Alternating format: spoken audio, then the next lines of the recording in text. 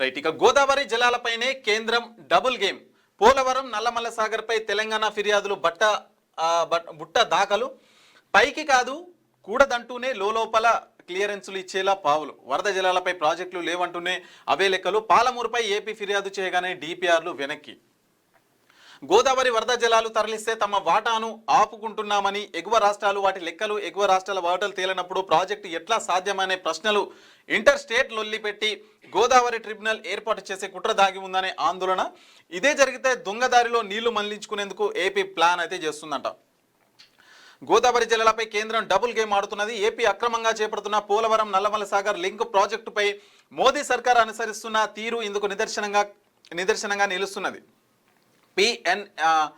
పిఎన్ఎల్పిపై తెలంగాణ ప్రభుత్వం ఎన్ని ఫిర్యాదులు చేసినా మీదికి ఓకే అంటూనే లోపల బుట్ట దాఖలు చేస్తున్నారనే ఆరోపణలు వెల్లువెత్తుతున్నాయి.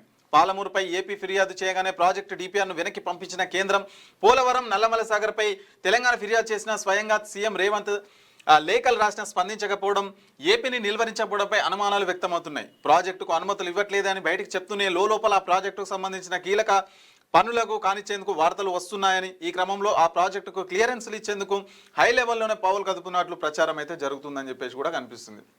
సో గోదావరి జలాలపైన కేంద్ర ప్రభుత్వం డబుల్ గేమ్ ఆడుతుందని చెప్పేసి కూడా మనకు ప్రధానంగా వార్త కనిపిస్తుంది. సో పోలవరం నల్లమల్ల సాగర్పై తెలంగాణ ఫిర్యాదులు బుట్ట దాఖలు చేసి చాలా ఎలిగెన్సెస్ అయితే పెడుతున్నారు. సో మరి రేపు అసెంబ్లీ సమావేశాలు అయితే మళ్ళీ స్టార్ట్ కాబోతున్నాయి జనవరి 2న.